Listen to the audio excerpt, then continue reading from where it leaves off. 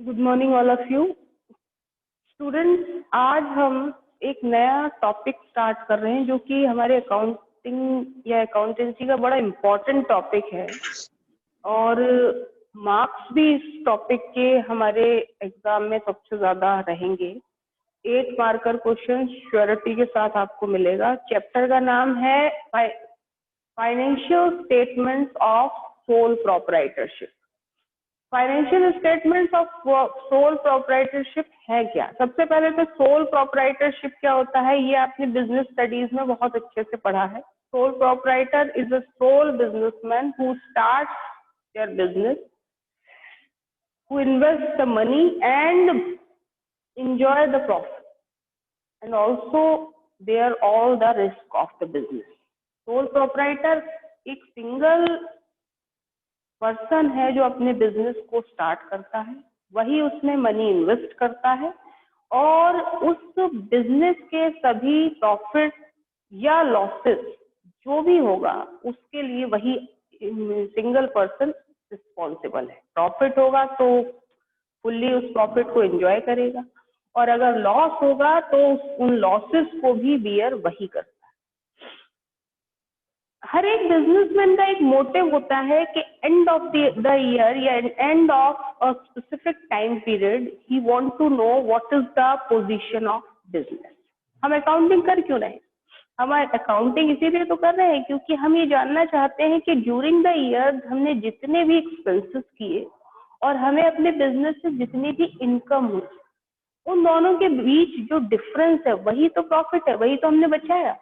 तो उस प्रॉफिट का पता लगाने के लिए हम स्टेप बाय स्टेप हर चीज को प्रॉपर वे में अकाउंटिंग में क्या कर रहे हैं, रिकॉर्ड कर रहे हैं। आपने स्टेप 1 से स्टार्ट किया था याद हो, और आज हम फाइनल अकाउंट्स तक आ गए हैं। स्टेप 1 कहाँ से स्टार्ट किया था? अकाउंटिंग की डेफिनेशन जब स्टार्ट होती है तो क्या डेफिनेशन है? Accounting is the process of identifying. Accounting क्या है? एक प्रोसेस है जिसमें हम आइडेंटिफाई करते हैं। क्या आइडेंटिफाई करते हैं? Identifying, then measuring, then recording. Step fix है, ऐसा नहीं है कि कोई स्टेप पहले और कोई बाद में। स्टेप फिक्स है। सबसे पहले हम फाइनेंशियल नेचर के ट्रांजेक्शन्स को आइडेंटिफाई करते हैं। आइडेंटिफाई यानी ढूंढते हैं कि कौन से ट्रांजेक्शन है जिन्हें हम अकाउंटिंग बुक्स में रिकॉर्ड करेंगे और जिनका नेचर फाइनेंशियल है और जो मनी में मेजरेबल है। क्योंकि हम नेक्स्ट स्टेप में जाते हैं आइडेंटिफिकेशन के बाद, तो नेक्स्ट स्टेप इज मेजर्ड, यानी वो ट्रांजेक्शन्स जिन्हें हम मनी की टर्म में मेजर कर सके, हम सिर्फ उन्हीं ट्रांजेक्शन्स को बिजनेस बुक्स में रिकॉर्ड करते हैं। ये हम कई बार डिस्कस कर चुके हैं। ऐसे ट्रांजेक्शन जिनको मनी में मेजर ना किया जा सके, चाहे वो कितने ही इंपॉर्टेंट क्यों ना हो, but they will not record in the books of account. तो identifying, find, measuring, then recording process. जब हम इन 2 स्टेप से गुजर जाते हैं तो नेक्स्ट स्टेप हमारा क्या होता है? रिकॉर्डिंग। जिस रिकॉर्डिंग के प्रोसेस में हम पहली book of account, first book of account prepare करते हैं, that is journal. Journal is the first book of account in which transactions are recorded in chronological order with the rules of journal। जो rules हमने बताए थे उन rules को follow करते हुए हम सभी ट्रांजेक्शन्स को क्रोनोलॉजिकल ऑर्डर में कहाँ रिकॉर्ड करते हैं? जर्नल में रिकॉर्ड। जर्नल में रिकॉर्ड करने के बाद हम उन सभी ट्रांजेक्शन को जब जर्नल में रिकॉर्ड कर लेते हैं तो फिर हम उनको क्लासिफाई करते हैं। तो नेक्स्ट स्टेप भी हमारा क्या होता है? क्लासिफिकेशन। क्लासिफिकेशन में हम हर एक पर्टिकुलर हेड का अकाउंट बनाते हैं और वो प्रोसेस किसमें आता है? लेजर के। यानी लेजर में हम सेट ऑफ अकाउंट्स क्रिएट करते हैं जहां इंडिविजुअल इनकम, एक्सपेंस या इंडिविजुअल ये कह सकते हैं हेड से रिलेटेड सारी इंफॉर्मेशन एक ही जगह जब हमें मिल जाती है तो उसके लिए हम क्या प्रिपेयर करते हैं? उस इंफॉर्मेशन को लेने के लिए हम लेजर बनाते हैं और लेजर में हम different kind of accounts create करते हैं और हर एक अकाउंट में उससे रिलेटेड सारी इंफॉर्मेशन आपको एक ही जगह मिल जाती है। और वो प्रोसेस, वो स्टेप कौन सा है हमारा? क्लासिफिकेशन। क्लासिफिकेशन करने के बाद फिर हम एक स्टेटमेंट के थ्रू जनरल और लेजर को चेक करते हैं। जनरल और लेजर को चेक करने का जो नेक्स्ट स्टेप होता है वो क्या होता है? ट्रायल बैलेंस बनाना। यानी हम ट्रायल बैलेंस के थ्रू ये पता लगाते हैं कि जो जनरल एंट्रीज हमने की और जो लेजर पोस्टिंग हमने की उसमें किसी तरीके की कोई मैथमेटिकल एरर या डिजिटल एरर तो नहीं है। उसे चेक करने के लिए प्लस ट्रायल बैलेंस बनाने का एक और भी बड़ा मोटिव है कि आपको ट्रायल बैलेंस से एक ही जगह पर हर एक अकाउंट की समरी मिल जाती है। हमने बनाया है ट्रायल बैलेंस तो हमें पता है कि all the balances of different accounts are transferred to trial balance. Trial balance में हम सारे अकाउंट्स के बैलेंसेस को ट्रांसफर कर देते हैं। डेबिट बैलेंसेस को डेबिट साइड में ट्रांसफर किया जाता है और क्रेडिट बैलेंसेस को क्रेडिट साइड में, और फिर हम ट्रायल बैलेंस को मैच करते हैं। अगर वो एट ए टाइम मैच हो जाता है इट मीन्स हमारी जनरल और लेजर से रिलेटेड सारी एंट्रीज, सारी पोस्टिंग्स बिल्कुल सही हैं। अगर वो एट ए टाइम मैच नहीं होता तो फिर हम अपने अकाउंट्स को एक बार रीचेक करते हैं और उन एरर्स को फाइंड आउट करने की कोशिश करते हैं जो हमें ट्रायल बैलेंस की हेल्प से निकल के आई थी। कई बार ऐसा होता है कि ट्रायल बैलेंस बनाने के बाद कई मिस्टेक्स को चेक करते करते वो मिस्टेक नहीं मिलती, तो हम उस ट्रायल बैलेंस के डिफरेंस को कहाँ ट्रांसफर कर देते हैं? सस्पेंस।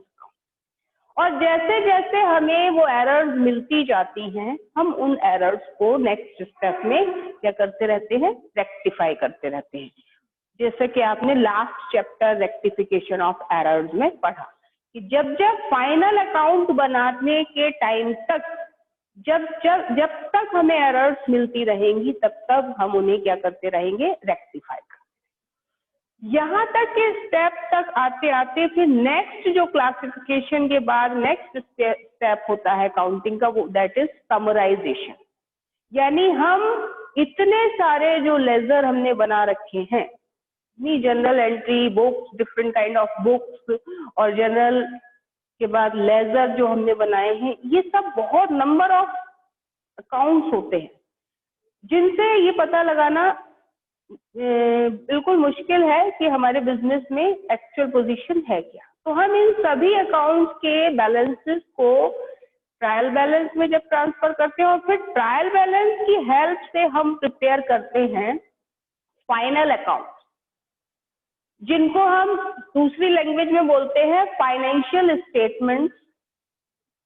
अभी चूंकि हम सोल प्रोप्राइटरशिप के बारे में डिस्कस कर रहे हैं तो इस 11th के सिलेबस में सोल प्रोप्राइटरशिप के फाइनेंशियल स्टेटमेंट्स प्रिपेयर करेंगे। नेक्स्ट ईयर आपको फाइनेंशियल स्टेटमेंट्स फिर से बनाने हैं, लेकिन वहां पर पार्टनरशिप और कंपनीज के बनेंगे। तो फिलहाल हम फाइनेंशियल स्टेटमेंट्स की बात करें तो फाइनेंशियल स्टेटमेंट्स है क्या? फाइनेंशियल स्टेटमेंट्स में मेनली जो हमें अकाउंट्स बनाने हैं वो हैं दो, trading account and profit and loss account, और साथ में हमें प्रिपेयर करनी होती है बैलेंस शीट। इन तीनों की हेल्प से, इन्हें हम क्यों बना रहे हैं? इन तीनों की हेल्प से एंड ऑफ द ईयर एक बिजनेसमैन ये पता लगाता है कि उसके बिजनेस में प्रॉफिट हुआ या लॉस हुआ। क्योंकि आपने जब स्टार्टिंग की थी बिजनेस की तो ये मोटिव था आपका मेन कि बिजनेस को में हमें क्या चाहिए? प्रॉफिट चाहिए। ये मोटिव लेकर कोई भी बिजनेसमैन अपने बिजनेस को स्टार्ट करता है कि हम अपने बिजनेस में क्या अर्न करेंगे? प्रॉफिट अर्न करेंगे। तो एंड ऑफ द ईयर वो ये पता लगाता है कि हमारे बिजनेस को कितना प्रॉफिट हुआ या कितना लॉस, क्योंकि दोनों ही पॉसिबिलिटीज होती हैं। आप सभी को पता है किसी भी बिजनेस में दोनों ही पॉसिबिलिटीज हैं, प्रॉफिट भी हो सकता है और लॉस भी हो सकता है। तो एक स्पेसिफिक टाइम के बाद जब हम बिजनेस की सभी इनकम और एक्सपेंसेस की हेल्प से ये पता लगाएं कि बिजनेस को प्रॉफिट हुआ या लॉस हुआ, और उस दौरान जो भी स्टेटमेंट्स हम प्रिपेयर करते हैं उस प्रॉफिट या लॉस को जानने के लिए, वही हमारे फाइनेंशियल स्टेटमेंट्स हैं।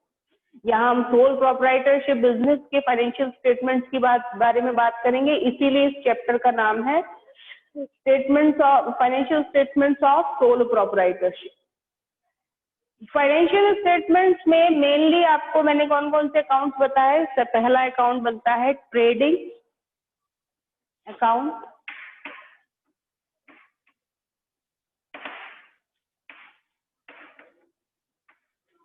दूसरा प्रॉफिट एंड लॉस अकाउंट, और तीसरा जो अकाउंट नहीं है वो है balance sheet. Balance sheet is not an account, it is an statement. ठीक है, हमेशा ध्यान रखिएगा। इसकी अब जब डेफिनेशन बताएंगे तब और इसको खुल के बताएंगे। Trading, profit and loss account and balance sheet, these are the main part of financial statement. Trading account की हेल्प से हमें ये पता चलता है कि एक बिजनेस में ग्रॉस प्रॉफिट कितना हुआ, but gross profit is not the actual profit of the business. फिर ग्रॉस प्रॉफिट को हम क्यों फाइंड आउट करते हैं जबकि वो एक्चुअल प्रॉफिट नहीं है? ग्रॉस प्रॉफिट को हम इसलिए फाइंड आउट करते हैं क्योंकि ग्रॉस प्रॉफिट बिजनेस एक्टिविटीज से होने वाला वो प्रॉफिट है जो एक्चुअली बिजनेस में जो डायरेक्टली जितना हमें इनकम हुई या जितने डायरेक्ट एक्सपेंसेस हुए उन दोनों के बीच के डिफरेंस को बताता है। एक बिजनेस चाहे वो मैन्युफैक्चरिंग है या ट्रेडिंग है, उसमें हम या तो सेल कर रहे हैं, ऑब्वियस सी बात है। अगर बिजनेस प्रोडक्ट से रिलेटेड है तो सेलिंग प्रोसेस हो रहा होगा, और अगर सर्विस रेंडर्ड है, सर्विसेज से रिलेटेड है यानी सर्विसेज प्रोवाइड करता है वो बिजनेस, तो सर्विस रेंडर्ड भी होगी। तो दोनों ही चीजों से, दोनों ही वर्क से हमें क्या मिला होगा, कोई ना कोई इनकम हुई होगी। तो प्रोडक्ट्स को सेल करने के बाद जो इनकम होती है वो हमारी मेन डायरेक्ट इनकम होती है किसी भी बिजनेस की। Only the sale of product और सर्विसेज प्रोवाइड करने के बाद जो इनकम होती है, अगर वो सर्विस बिजनेस है तो उसे सर्विस प्रोवाइड करने से इनकम प्राप्त मिलेगी। तो वो जो इनकम है वो उस बिजनेस की डायरेक्ट इनकम। इस डायरेक्ट इनकम में से बिजनेस में हमने जितने डायरेक्ट एक्सपेंसेस किए हैं उन सभी डायरेक्ट एक्सपेंसेस को अगर हम माइनस कर दें तो डायरेक्ट एक्सपेंसेस में हमारे वो सभी एक्सपेंसेस इंक्लूड किए जाते हैं जिनका डायरेक्ट मैन्युफैक्चरिंग से रिलेशन होता है। ये हमने प्रीवियस चैप्टर्स में भी पढ़ा हुआ है कि डायरेक्ट एक्सपेंसेस कौन से एक्सपेंसेस होते हैं। तो direct expenses are those expenses which is directly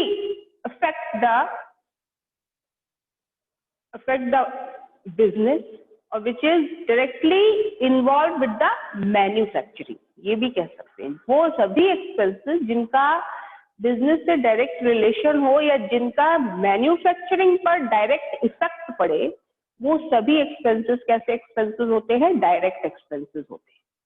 बात अगर हम करें कि कौन कौन से होते हैं, तो परचेज डायरेक्ट एक्सपेंसेस का एग्जांपल।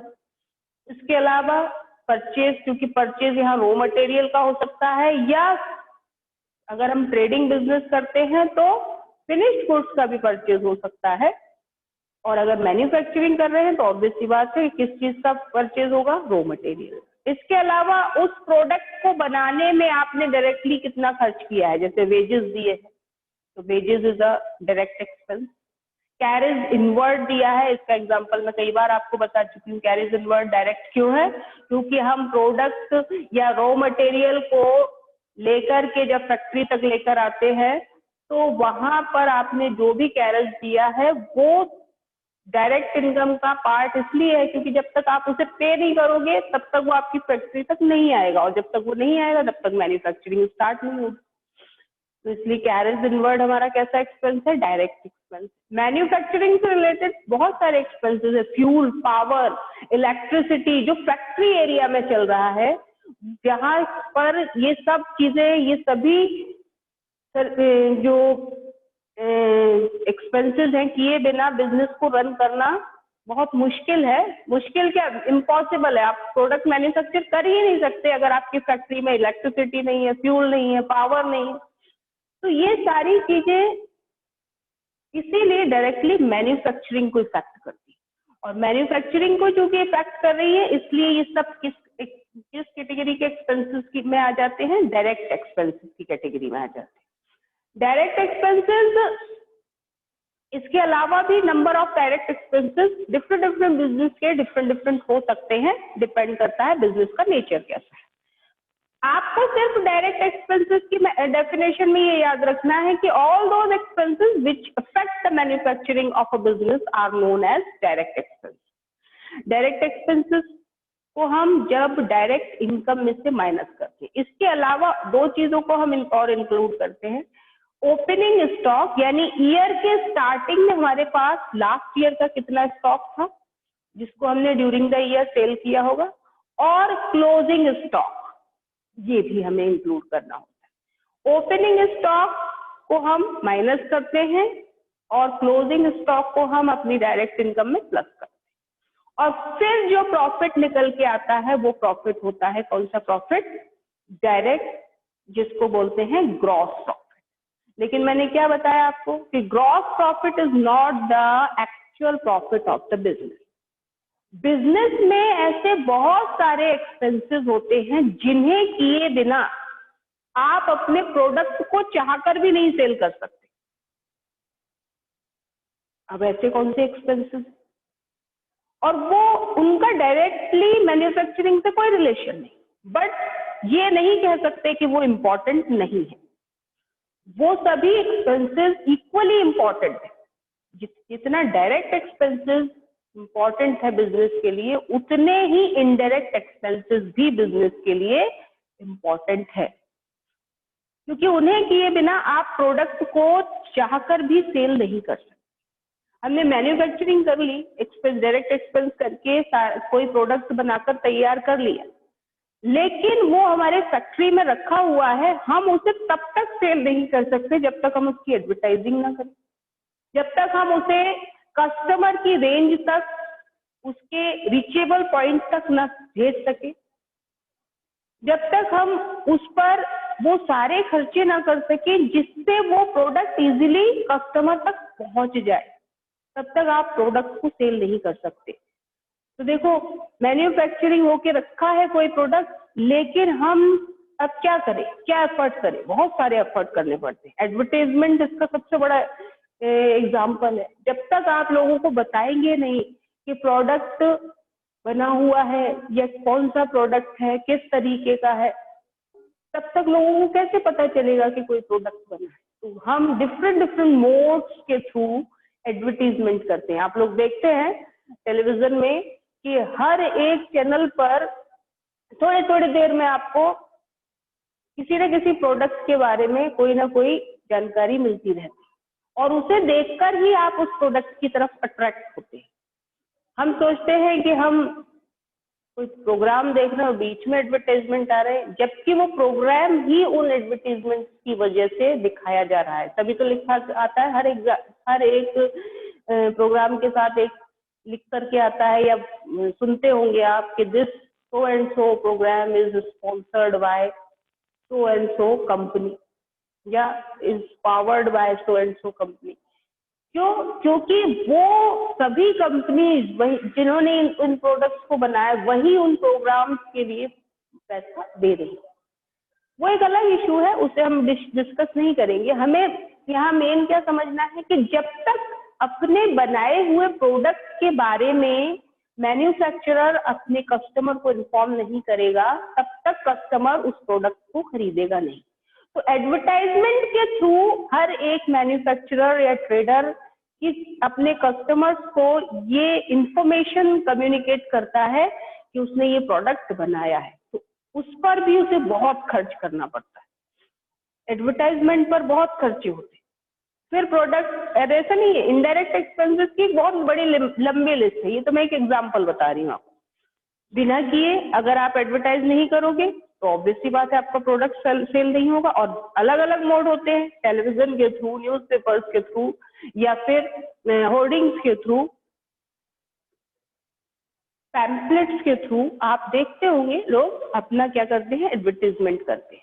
उस एडवर्टाइजमेंट को देखकर लोग प्रोडक्ट खरीदना चाहते हैं, लेकिन प्रोडक्ट को कोई भी कस्टमर तभी खरीदता है जब वो उसकी रेंज में होता है। बहुत दूर जाके खरीदना पड़े, बहुत उसे एफर्ट करने पड़े तो कस्टमर प्रोडक्ट नहीं खरीदेगा, वो दूसरा ऐसा प्रोडक्ट खरीद लेगा जो कि उसकी रेंज में होगा।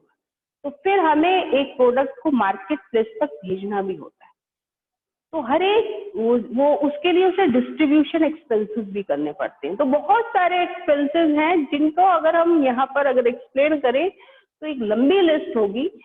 समझना क्या है हमें ये समझना है कि हम ग्रॉस प्रॉफिट में से जब सभी इनडायरेक्ट एक्सपेंसेस को डिडक्ट कर देते हैं, ग्रॉस प्रॉफिट में से सभी इनडायरेक्ट एक्सपेंसेस को डिडक्ट कर देते हैं। इनडायरेक्ट यानी वो एक्सपेंसेस जिनका डायरेक्टली मैन्युफैक्चरिंग से कोई रिलेशन नहीं है but they are equally important,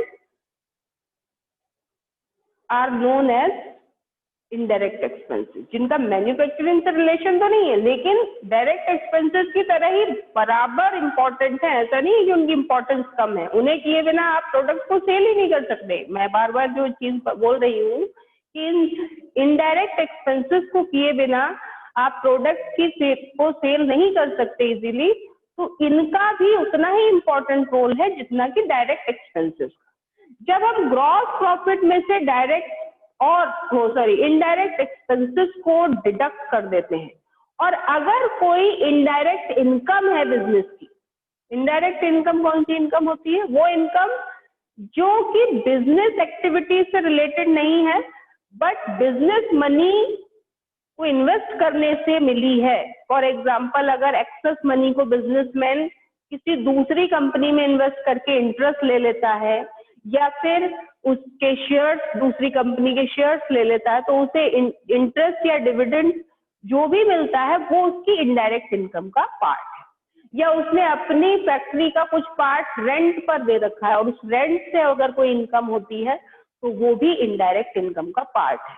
तो ये इनकम तो ग्रॉस प्रॉफिट में ऐड हो जाएंगी सभी इनडायरेक्ट इनकम, और सभी इनडायरेक्ट एक्सपेंसेस को हम क्या कर देंगे, डिडक्ट कर देंगे।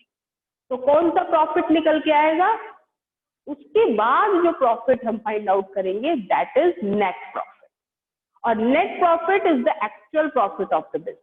बिजनेस का एक्चुअल प्रॉफिट ही नेट प्रॉफिट है। यही नेट प्रॉफिट है, या लॉस भी हो सकता है। ऐसा भी हो सकता है कि एक्सपेंसेस ज्यादा हो और इनकम कम हो, तो ऐसी कंडीशन में क्या होगा, लॉस होगा। तो ये जो नेट प्रॉफिट या नेट लॉस है, इसे फाइंड आउट करने के लिए ही पूरा का पूरा हमारा अभी तक का अकाउंटिंग वर्क हुआ है। यानी जितना भी प्रोसेस हमने जनरल से लेकर आज तक किया है वो सिर्फ और सिर्फ इस प्रॉफिट या लॉस को ही फाइंड आउट करने के लिए किया है। तो फाइनल अकाउंट में मेनली हम ट्रेडिंग अकाउंट प्रिपेयर करेंगे। Trading account will show the gross profit of the business. Then profit and loss account बनाया जाता है जो कि जिसकी हेल्प से आप क्या फाइंड आउट करते हैं, नेट प्रॉफिट और नेट लॉस। और इस नेट प्रॉफिट और नेट लॉस को आपको इक्वेशन के टॉपिक में बताया गया था कि profits always increase the capital of the business और losses always decrease the capital of the business. तो इस प्रॉफिट या लॉस को हम कैपिटल में प्लस या माइनस करते हैं। अगर प्रॉफिट होता है तो वो हमारी कैपिटल को बढ़ाता है, दैट मीन्स वो उसमें प्लस हो जाता है, और अगर लॉस होता है तो माइनस। इसके अलावा हम एक और स्टेटमेंट प्रिपेयर करते हैं that is balance sheet. Balance sheet के साथ मैंने अकाउंट वर्ड यूज नहीं किया, ध्यान रखिएगा। Balance sheet is a statement. Balance sheet एक स्टेटमेंट है which shows the actual position of a business, जो कि बिजनेस के एक्चुअल पोजीशन को बताती है। एक बिजनेस में बहुत सारी एसेट्स और बहुत सारी लायबिलिटीज होती है। तो and of the year balance sheet में हमें ये बताना होता है कि हमारे बिजनेस में कितनी एसेट्स हैं, और वो एसेट्स उनके डिफ्रेंशिएट कर देते हैं कि नॉन करेंट एसेट्स कौन सी हैं, करंट एसेट्स कौन सी हैं, फिक्सटिशियस एसेट्स कौन सी हैं। ये सब हमने इनके टाइप्स पढ़े थे, याद होगा आप लोगों को बेसिक अकाउंटिंग टर्म में। उन सभी एसेट्स को हम एसेट साइड शो करते हैं, और सभी लाइबिलिटीज को, अब लाइबिलिटीज भी दो टाइप की होती है, सभी को पता है, internal liabilities and external liabilities. तो इंटरनल एक ही लाइबिलिटी होती है, कौन सी? कैपिटल। और एक्सटर्नल लाइबिलिटीज आपकी डिफरेंट काइंड ऑफ लाइबिलिटी हो सकती है, उसमें आपकी नॉन करंट लाइबिलिटीज भी हो सकती हैं और करंट लाइबिलिटीज। कैपिटल में जब प्रॉफिट को हम ऐड कर दें या लॉस को डिडक्ट कर दें तो हमारी एक्चुअल कैपिटल निकल के आती है ड्यूरिंग द ईयर की। और फिर हमारी एसेट्स और लाइबिलिटी हमेशा क्या होनी चाहिए? इक्वल होनी चाहिए। इस रूल के अकॉर्डिंग हमने अकाउंटिंग की है, तो एंड ऑफ द ईयर आपकी एसेट्स और लाइबिलिटीज का बैलेंस इक्वल हो जाता है। यानी बैलेंस शीट से हमें ये पता चलता है कि एक स्पेसिफिक टाइम ड्यूरेशन में एक बिजनेस में कितनी एसेट्स और कितनी लाइबिलिटीज है। ये एक स्टेटमेंट है जो कि एंड ऑफ द ईयर एक पर्टिकुलर डेट पर प्रिपेयर किया जाता है। तो इसके बारे में भी हम डिटेल में पढ़ेंगे। फिलहाल हमने ये समझ लिया कि फाइनल अकाउंट्स में हमें दो मेन अकाउंट्स और एक स्टेटमेंट प्रिपेयर करना होता है। दो मेन अकाउंट कौन कौन से हैं? ट्रेडिंग अकाउंट और दूसरा profit and loss account. Usually ये दोनों एक साथ बनाए जाते हैं, तो इसीलिए इसका नाम होता है ट्रेडिंग एंड P&L अकाउंट। और एक स्टेटमेंट हम प्रिपेयर करते हैं कि कौन सा स्टेटमेंट? Balance sheet. तो इन सब के बारे में आज आपको मैंने बता दिया, इनके यूजेस, ऑब्जेक्टिव, ये सारे टर्म आप पढ़ लेंगे और कल से हम इसके न्यूमेरिकल पार्ट को डिटेल में डिस्कस करेंगे।